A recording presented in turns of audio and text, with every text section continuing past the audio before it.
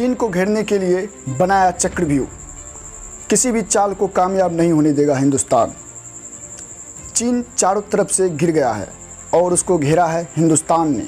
हिंदुस्तान के प्रधानमंत्री नरेंद्र मोदी ने एक ऐसा चक्रव्यूह बनाया है जिससे निकलना चीन के लिए मुश्किल ही नहीं नामुमकिन लगता है, क्योंकि ये घेराबंदी सिर्फ लद्दाख में सेना की टुकड़ी भेजने तक नहीं बल्कि इससे कहीं आगे है।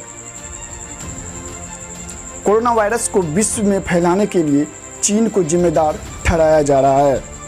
चीन एक ऐसा देश है जिसकी दोस्ती किसी को नहीं दिखती, लेकिन दुश्मनी साफ साफ प्रकट होती है। वो हमेशा अपनी विस्तारवादी नीति को कायम रखना चाहता है, लेकिन प्रधानमंत्री नरेंद्र मोदी के भारत ने तय कर लिया है कि वो चीन की किसी भी चाल को कामयाब नहीं होने देगा। प्रधानमंत्री ने एक ऐसा चक्रव्यूह बनाया है जिससे निकलना चीन के लिए असंभव। उस चक्रव्यूह का सबसे बाहरी व्यू सामरिक, उसके अंदर का व्यू कूटनीतिक और फिर उसके अंदर का व्यू आर्थिक है। तो एक एक कर जान लीजिए कैसे चीन की विस्तारवादी सोच को लगाम लगाने के लिए नरेंद्र मोदी ने बना रखा है एक मजबूत राजनीतिक चक्रव्यूह। इसकी शुरुआत होता है रक्षा मामले से। पूर्वी लद्दाख के 3 केंद्रों पर चीन ने घुसपैठ कर ली। अपनी सैनिक टुकड़ी के साथ डट गया। उसने सोचा होगा भारत कोई पलटवार नहीं करेगा, लेकिन हिंदुस्तान की सेना ने चाइना को मटियामेट करने के लिए 24 घंटा तैयार बैठी है। चीन का पहला प्रभाव है सामरिक। भारत की नाराज़गी और अमेरिका के गुस्से के बीच चीन अलग थलग पड़ने लगा है। दुनिया के तमाम देश उससे किनारा करना चाहता है। बावजूद इसके चीन रक्षा बजट में अपना वृद्धि कर रहा है, यानी अपना हथियारों का जखीरा बढ़ाते जा रहा है। चक्रव्यूह का दूसरा प्रभाव कूटनीतिक है। चीन ने ताइवान की आज़ादी का अतिक्रमण कर रखा है, लेकिन दुश्मन का दुश्मन दोस्त की कूटनीति का इस्तेमाल करते हुए भारत ने ताइवान की कूटनीतिक समर्थन कर दिया है।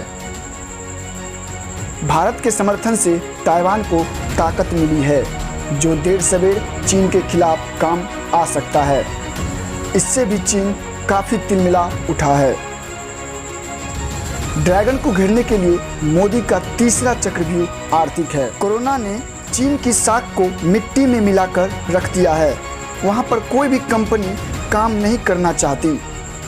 अमेरिकी राष्ट्रपति डोनाल्ड ट्रंप पहले से ही दुनिया से कह रहे हैं कि ड्रैगन को अलग थलग कर देना चाहिए,